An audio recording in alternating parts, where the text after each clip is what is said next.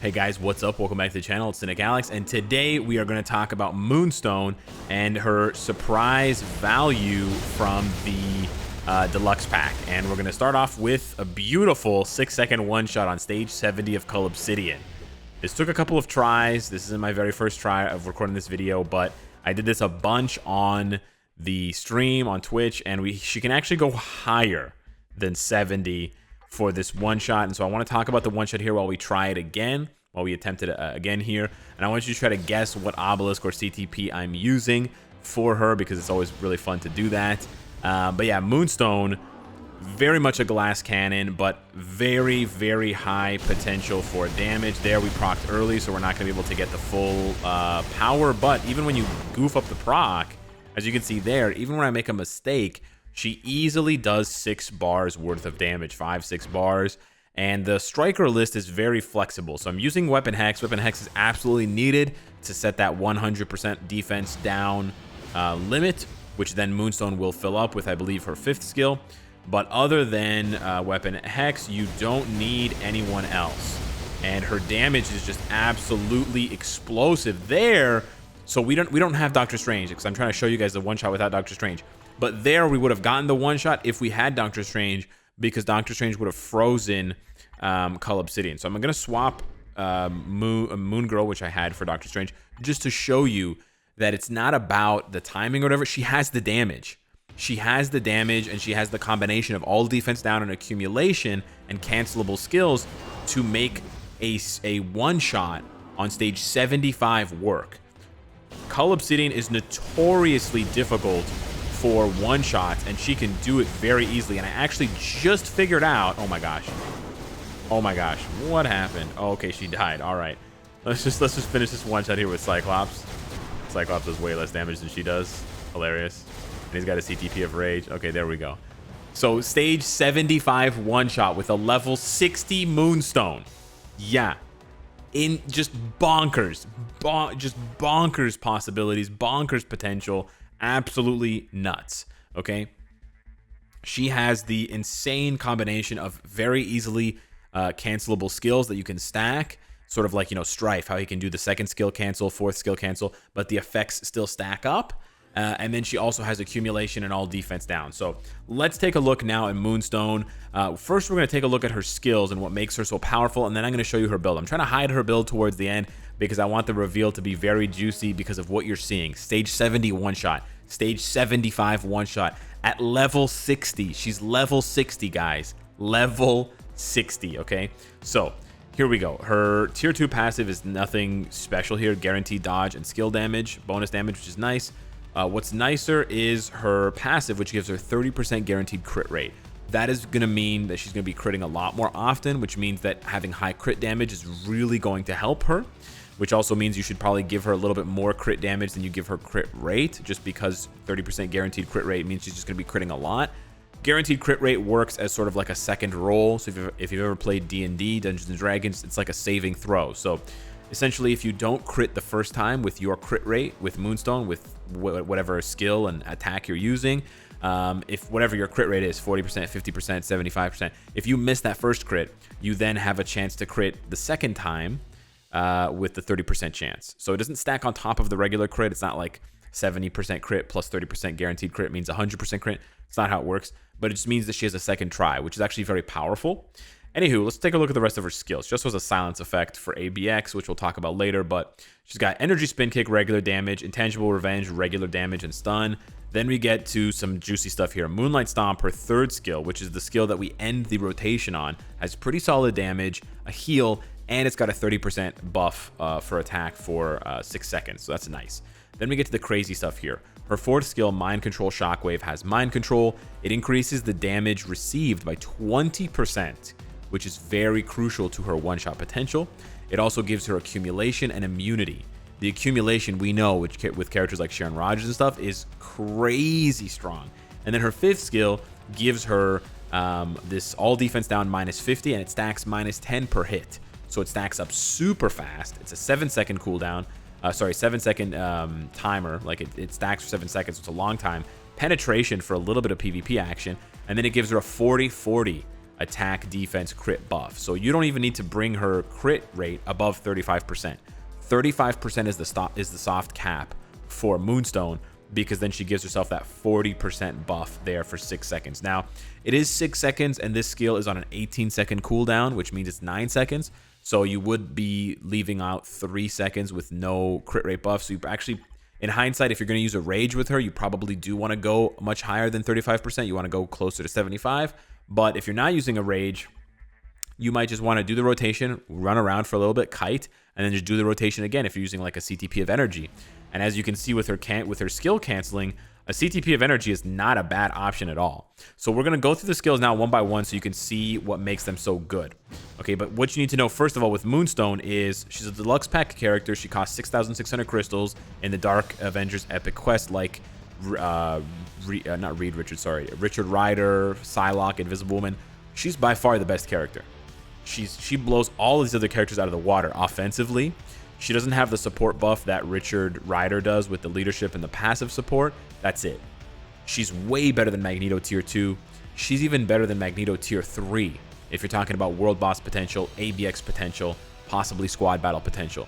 She is bonkers. Yeah, crazy. So let's take a look. The other thing you need to know about Moonstone before we get started is that she's very similar to Captain Marvel in the sense that her 4th skill will give her a buff that then amplifies the damage and the effects of her other skills. So if we reset this here and you show her 5th skill is like this, right? You can see the beams have a you know, whatever, one square on the ground thickness. Now if I do 4 and then 5, now look at the thickness on the beams. You can see it's much more exaggerated. So that essentially means there's way more damage. So she amplifies her own effects. Another example we can have of that, if we just wait for the buff to go away, is her 3rd skill. This is how it looks regularly, okay? Regular beams, whatever. Now if you buff and then you use 3, she gets the rocks, but now the beam is much, much larger and presumably has more hits. So that's where the combo really gets into action, because you can see here the 4th skill doesn't have many hits, and the delay, you see how long the delay is? That all that time you can cancel into another skill because the buffs apply instantaneously. And then for the 5th skill, check this out. As soon as you press it, you can cancel it. And the copies of Moonstone still come out to blast the beam. So she has a perfect rotation to end on her accumulation skill, sort of like the reverse of Sharon Rogers. Sharon Rogers goes 3, 5, 4, and then there's the damage. Whereas Moonstone, because it's accumulation of damage dealt, not damage received, she goes 4, 5, 3. So she's literally the inverse of Sharon Rogers. And you end with this.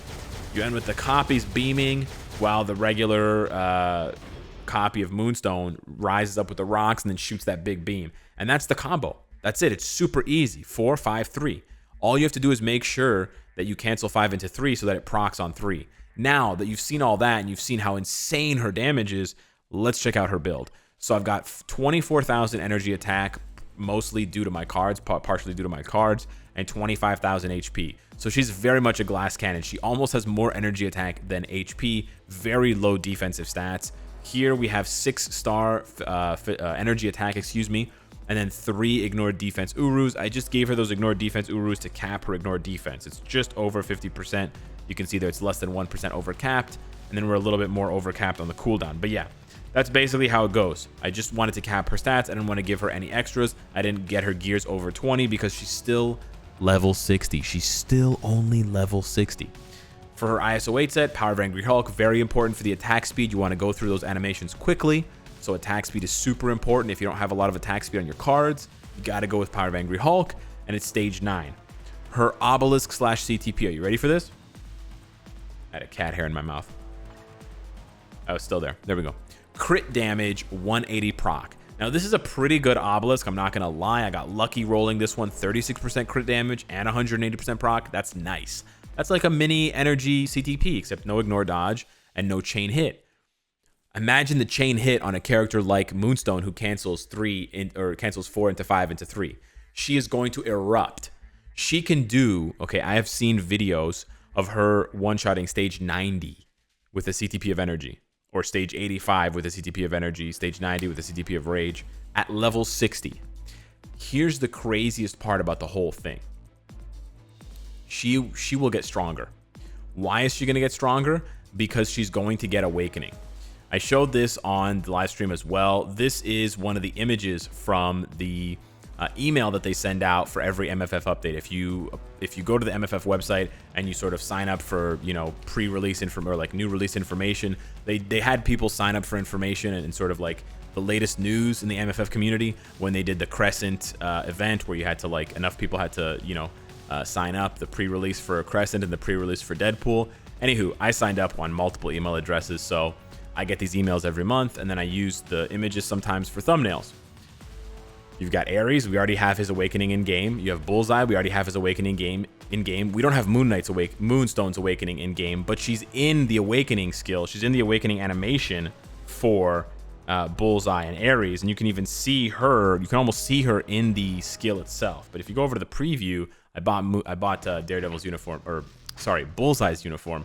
By the way, I'm gonna be making a video on it soon. You'll see her pop there. She's right there with Ares.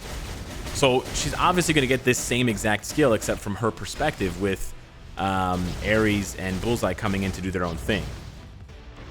She's gonna erupt, bro. If she's able to do stage 90, if she's able to one-shot stage 90 of CULL OBSIDIAN with the CTP of energy, without reforging, without crafted cards, at level 60, that's before level 70, that's before gear 25. That's before awakening. That's before transcending. Because you know, when a character transcends, they gain more stats, right? So as you can see, her stats go up to almost 10k energy attack. And you know that when a character transcends, well, we're not going to be able to show you here unless I cycle through to one of these characters that transcends. Yeah, you go to tier 2, and then you go to potential, and then you awaken, right? And you can see there, boom, when he awakens, he gains 3,000 physical attack and like 9,000 HP. So she's gonna get even stronger, and she's gonna have another skill. And if you look at Ares and Bullseye's skill gives him 65%, minus 65% all defense down, and Ares is minus 65 as well. So Moonstone is either gonna be minus 65 or minus 70. If she's minus 70, ladies and gentlemen, I think we're looking at the next Moon Knight. But she doesn't need a uniform. She might be stronger than Mystique because she can one-shot stage 90. With her awakening and transcendence, I wouldn't be surprised if she could one-shot stage 99. So that's like more like Beta Ray Bill territory. Now, she's much weaker defensively than these characters, right? Beta Ray Bill has a heal to bounce back. He's got immunity and invincibility on different skills. She only has the immunity on her fourth skill for 6 seconds, which is nice, but it's on a 28-second cooldown. You can see there the mind control shockwave, 28 seconds. So she is very, very much a glass cannon. This is my rotation. I'm going to kill you or I'm kind of screwed. So, you know, you're not. She's a kind of a strange character. You got to look at it that way. But I am shocked at how insane her offensive output is, that she can one-shot at level 60. She can one-shot, not you.